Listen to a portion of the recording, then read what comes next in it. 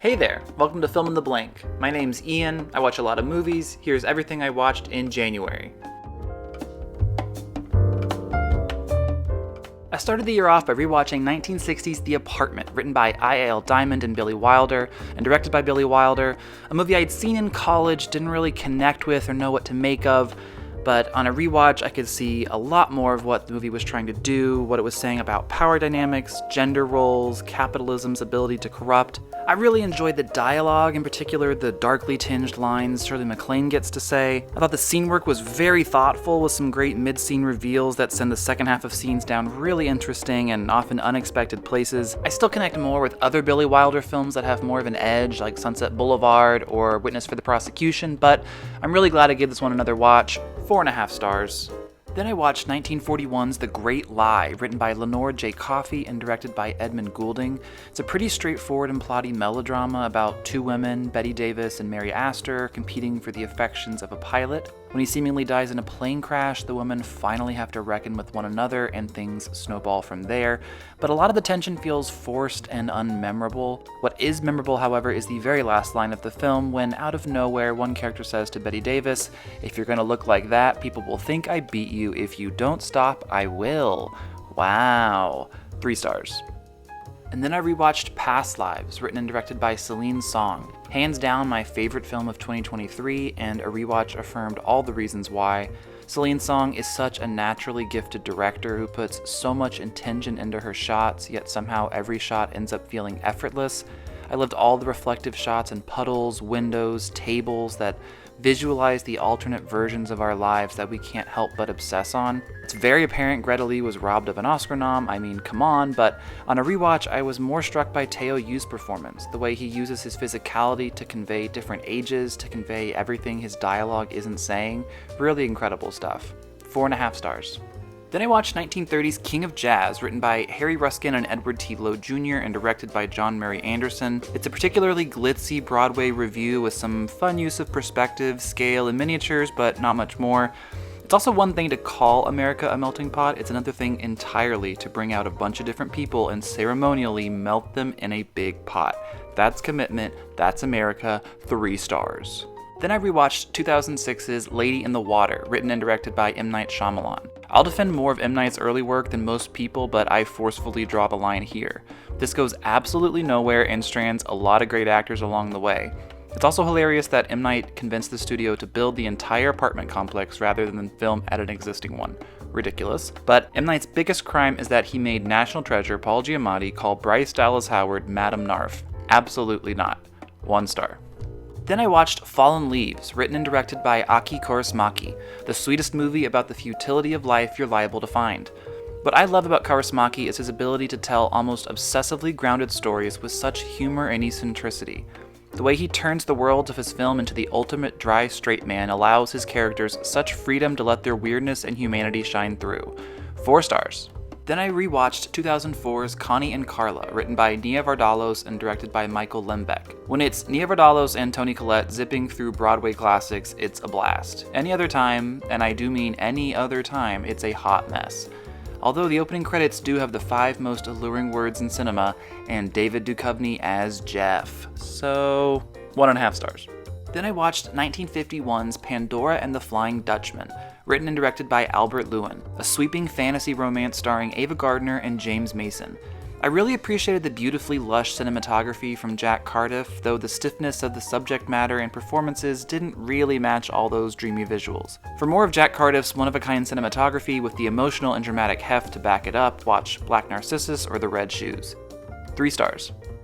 Then I watched Society of the Snow, written by J.A. Bayona, Bernat Villaplana, Jaime Marquez, and Nicolas Casariego, and directed by J.A. Bayona. When I think of big movies, I think of movies aiming for spectacle. Your superheroes, your families. These movies really should be aiming for what J.A. Bayona aims for in Society of the Snow: grandeur. This film is so fully realized and bold in how it goes about telling its story. It feels more akin to sci-fi films like Alien than it does to Castaway in the best possible way.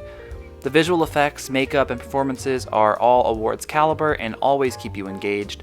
If they called this Snowciety, it'd be 5 stars, but as it is, 4.5 stars. Then I watched 1928's The Passion of Joan of Arc, written by Joseph Delteil and Carl Theodor Dreyer and directed by Carl Theodor Dreyer. This is often described as one of the best films of all time, and it's easy to see why.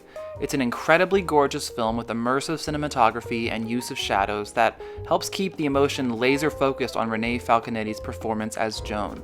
You feel her fear, exasperation, resolve with a steady stream of tight close-ups that Dreyer uses. And those close-ups really pay off because Renee Falconetti is the queen of up-close eye acting. 4.5 stars. Then I watched 1993's Indecent Proposal, written by Amy Holden Jones and directed by Adrian Lyne. Once you get past the pearl-clutching premise, there's not a lot this film can offer to entertain.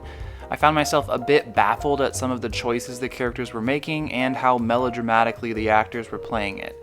And its overly sweet 90s score is just fully from another film. 2.5 stars. Then I watched 1977's Julia, written by Alvin Sargent and directed by Fred Zinnemann. The film follows playwright Lillian Hellman, played by Jane Fonda, as she attempts to reconnect with her childhood friend Julia, played by Vanessa Redgrave, who's become a prominent figure in the Austrian resistance against the Nazis. This doesn't really feel like the most interesting story that you could tell in this world. The film only hits its stride when Julia is on screen, and that's not very often. And why exactly did Jason Robards need a second Oscar for this? Dude's barely in it, and he's not very memorable when he is. 3 stars. Then I rewatched 2022's Nope, written and directed by Jordan Peele. I waited as long as I could to rewatch this so I could go on the ride again and see if it was just as much fun. While it dipped a bit with all of the surprises out of the bag, I still had a remarkably good time because Jordan Peele is a hell of a thorough storyteller. He methodically sprinkles his scripts with clues, red herrings, Easter eggs that all pop on a rewatch because he's first and foremost a visual storyteller. The way he uses misdirection to heighten the stakes echoes back to the great suspense thrillers of the 40s and 50s. He regularly tracks the movie the audience thinks they're watching and plays into those expectations brilliantly. 4.5 stars. Then I watched 2003's Dogville, written and directed by Lars von Trier. The film follows a woman on the run, played by Nicole Kidman, as she's taken in by a very small, ramshackle town. When the people of the town realize how desperate she is to stay hidden, they slowly renegotiate the deal they've made with her. A lot of this works for me, especially how Lars von Trier uses the pared-down black box production design to show how shameless and sheltered people are. For a film as long as this one, though, the last act felt a bit rushed and underdeveloped, which was a bummer. I still really liked this overall, and it's gotta be my favorite cast of the month. Lauren Bacall, John Hurt, Patricia Clarkson, yes please. 4 stars. Then I watched 1942's The Pied Piper, written by Nunnally Johnson and directed by Irving Pischel. I don't have many thoughts on this movie other than it's an overly chipper and watered down World War II era film that feels more like old man fanfic than a movie. 2 stars.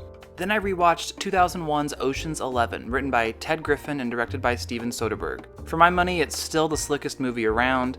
Everything from the performances to the direction to the score to the editing flows along so easily.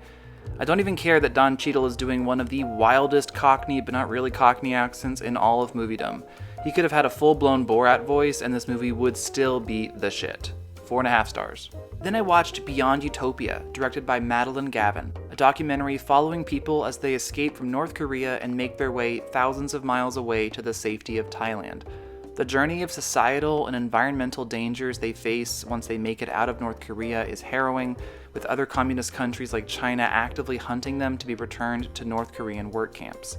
The footage they're able to capture of the actual journey is truly hard to wrap my head around, but what has really stayed with me is the focus the film puts on the worried families of the escapees, as well as the network of everyday people risking their own lives to help these refugees have a second chance at a real life. Not sure how this missed out on an Oscar nom this year, but 4 stars. Then I rewatched 1987's Broadcast News, written and directed by James L. Brooks. This movie is so charming and likable, it always puts me in a good mood when I watch it. The screenplay works like clockwork, and James L. Brooks knows exactly how to get the most out of his cast. It's also conclusive proof that Holly Hunter has the best crying game in Hollywood. 4.5 stars.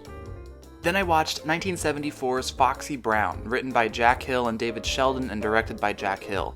Pam Grier is everything I wanted her to be in this as Foxy Brown. She kicks, chops, and shoots her way through most scenes, and yet somehow the movie is still 80% other characters indiscriminately shoving each other. The highlight has gotta be Foxy taking on an entire lesbian bar. That's representation, and I thank you for your service, Foxy. 2.5 stars. Then I watched this year's Mean Girls remake, written by Tina Fey and directed by Samantha Jane and Arturo Perez Jr. This car of a movie is missing a steering wheel, a door, and most of the tires, but they did paint it an even brighter pink in the hopes that you won't notice. This musical regurgitation of the original classic that continues to age impeccably makes no real case as to why it exists, and I was pretty bored throughout. I did think it was cast particularly well though, so I'm laying all the blame on the creative side. Sorry Tina, 1.5 stars. Then I watched 1945's I Know Where I'm Going, written and directed by Michael Powell and Emmerich Pressburger. This is less cinematic than most of their films, but I can respect wanting to tell a smaller and more introspective story. I liked how the film focused on the idea of willing something into existence or the power of intention over reality, and then later in the film grappled with salvation coming from crossing a line you drew for yourself a long time ago. Those are really interesting ideas, and I would have loved to have seen those get explored even more. I'm hopeful this hits me in more of the feels on a rewatch someday. 3.5 stars. Then I watched 1995's Safe, written and directed by Todd Haynes, a quietly brilliant film about a Southern California housewife slowly succumbing to what she believes is an allergy to the modern world. Todd Haynes knows exactly what film he's making, and he uses Julianne Moore like a human Swiss Army knife to fully realize that film. In particular, I connected with the camera work in this a lot, with Haynes keeping Julianne buried in the frame with smothering wide shots. Whenever she moves towards us, the camera pulls back even more, almost like it's scared to be close to her. I'm a huge fan of Todd and Julianne's next film, Far From Heaven, and last year's darkly unsettling May December, so I'm a bit surprised it's taken me this long to check Safe out, but I'm glad I did. 4 stars. Then I watched 1972's Deliverance, written by James Dickey and directed by John Boorman. This had some nice editing and river sequences, but you gotta be joking that this was up for Best Picture and Director against The Godfather and Cabaret. Truly heinous. They could have fixed some things by injecting more plot development into the terrorizing locals or into the cover-up plotline that comes out of nowhere right at the end. Also, just my opinion, but banjos should be illegal full stop. 2.5 stars. Then I watched 1932's Shanghai Express, written by Jules Furthman and directed by Joseph von Sternberg. In a lot of ways, this is the OG Die Hard on a train, but I never felt like they paid off the movie they set up in the beginning very well. It's a bit dry and lacking emotion, which I wouldn't have expected after watching von Sternberg's previous films with Marlene Dietrich, Dishonored, and the incredibly angsty Morocco. 2.5 stars. Then I watched Next Goal Wins, written by Taika Waititi and Ian Morris and directed by Taika Waititi. After years of post-production hell and horrible word of mouth, I was morbidly curious as to how much of a train wreck this train wreck was actually gonna train wreck when it finally came out. And it's a train wreck. The editing is choppy, the narrative is clunky, the dialogue is painful, there's unnecessary narration and 40-year-old topical references, all of which should lead us, as a society dealing with enough chaos in the world right now, to stand up hand in hand and demand Taika Waititi's Jojo Rabbit Oscar back. 1 star.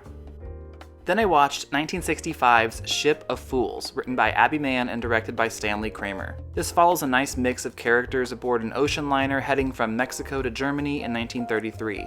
I liked this more than 1976's similarly themed Voyage of the Damned, but both languished for too long in depression and dreariness without breaking through to many other emotional layers. What I did love was the jazzy opening credits using little pictures of the cast popping up to make the shape of a ship. All movies should start this way, but instead of a ship, it's like a cannoli for The Godfather, E.T.'s melon head for E.T., etc. You're welcome, Hollywood. 3 stars. Then I watched 2017's Columbus, written and directed by Kogonada. Ever since I saw and loved Kogonada's second film, After Yang, a couple years ago, I've been eager to check out his debut film. This follows two loners played by John Cho and Haley Lou Richardson, who are stuck idling in their lives as they try to unburden themselves from the hold their parents and structure more broadly have on them. I vibed with how meditative and calming Kogonada made this film, harkening back to quiet character studies of the early 1970s. I also thought Kogonada's sterile, reserved camera work was really effective at emphasizing how boxed in and boxed out the characters feel by their environments, with many scenes playing out surrounded by rigid, square architecture. If you need a film to relax with and ponder life, it's Columbus. 4 stars. Then I watched 1997's Event Horizon, written by Philip Eisner and directed by Paul W.S. Anderson. Gonna start with the pluses that this has some pretty inventive and atmospheric lighting that does help build tension well, and a lot of the visual effects that aren't liquids floating through space look really good. But that's about it. It's hard to nail down what exactly goes so wrong here, but I think the story is just too wacko, and the tone is all over the place. Who would have guessed the movie about, let me just check my notes here, space hell isn't grounded? 2 stars.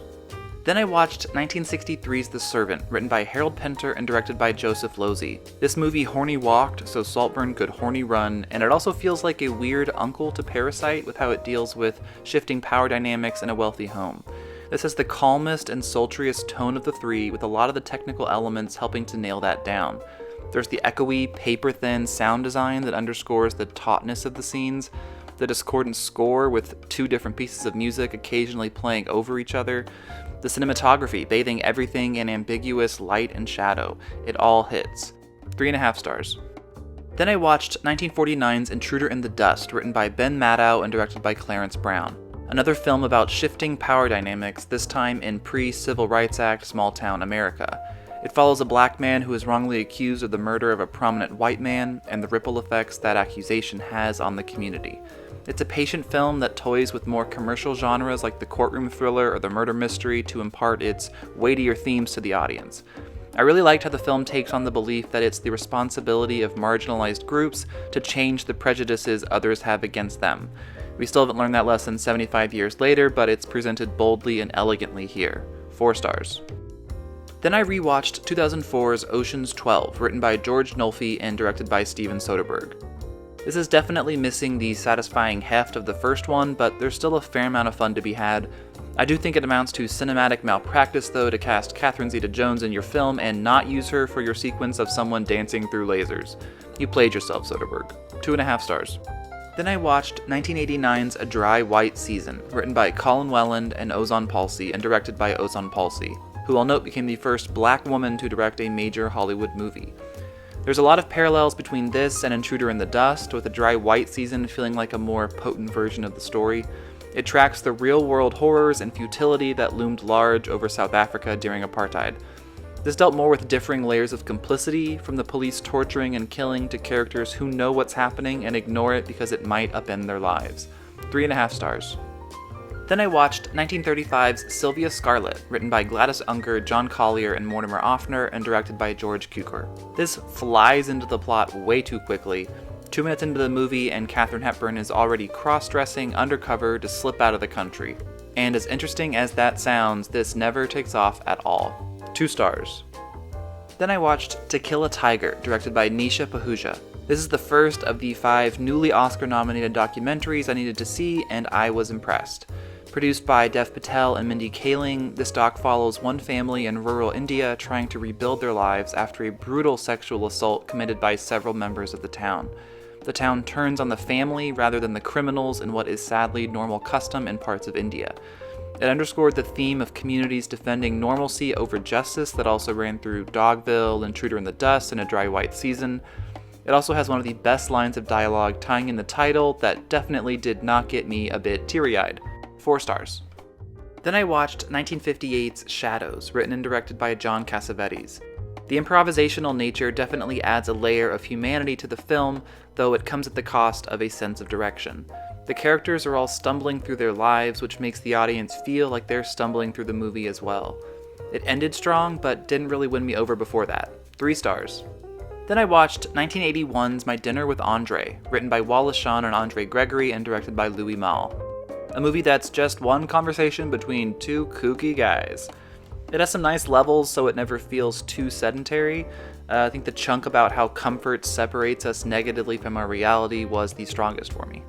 3 stars. Then I watched The Eternal Memory, directed by Maite Alberdi, the second newly Oscar-nominated documentary I hadn't seen. It follows a sweet Chilean couple as they struggle with Alzheimer's tainting more and more of their lives. The film's at its best when it's showing how Alzheimer's fuses emotions together, so that you can never just feel one thing. It's sad moments with tinges of happiness, happy moments with tinges of fear, loving moments with tinges of heartbreak. I absolutely, most definitely did not cry at the end of this one either. 3.5 stars. Then I watched 2003's In the Cut, written by Jane Campion and Susanna Moore and directed by Jane Campion. Supposedly a feminist take on the crime, noir, psychological thriller genres, and I can see the roots of that idea, but it just doesn't all coalesce like Jane Campion seems to want. The cinematography is the standout, with very voyeuristic shots and a hazy blurriness that coats big portions of most shots, amping up the nightmare of it all. And Meg Ryan definitely won me over towards the end, that she was the right actor for this chaotic, oversexed, gruff character. Do you, Meg? 2.5 stars. Then I rewatched 2005's The Sisterhood of the Traveling Pants, written by Delia Ephron and Elizabeth Chandler and directed by Ken Kwapis. I needed something light after In the Cut, and this was that. It's a film that asks the hard questions like, should you be nice to people with leukemia? And can you be too horny in Greece? And if anyone needs to know, I'm a Carmen with a Tibby rising. 2.5 stars. Then I watched 1987's House of Games, written and directed by David Mamet. Very classic noir that would have been quite the ride to see when it came out, but almost 40 years later, and the story and reveals feel somewhat basic and predictable. That's more the fault of a harder to fool audience than this movie though. 3.5 stars. Then I watched American Symphony, directed by Matthew Heineman. This was shot well, and it showcases Jean-Baptiste's creativity and music, but ultimately it's too meditative and intentionally poignant to go the distance. It's a pitfall that other similar docs fall into for me. 3 stars. Then I watched 1934's Flirtation Walk, written by Delmer Daves and directed by Frank Borzage. This bored the hell out of me for the first hour, then the last act starts telling a story I wish the whole movie had been. The massive luau sequence is pretty great to watch, but it's kinda just plopped down into the story without much intention. 2 stars. Then I finished January by rewatching 2007's Ocean's 13, written by Brian Koppelman and David Levine, and directed by Steven Soderbergh. It's closer to Ocean's 11 than Ocean's 12, with a lot of the heft that was missing from 12 back. It overcompensated a good amount though, and maybe tried to do too much, but I'll take that over too little. 3 stars. Let me know in the comments, what are your thoughts on these movies? Any others I should check out? Are you a Tibby with a Carmen rising? Also, stay tuned for other great commentary videos, reviews, video essays, and more. I appreciate you liking and subscribing. See you next time.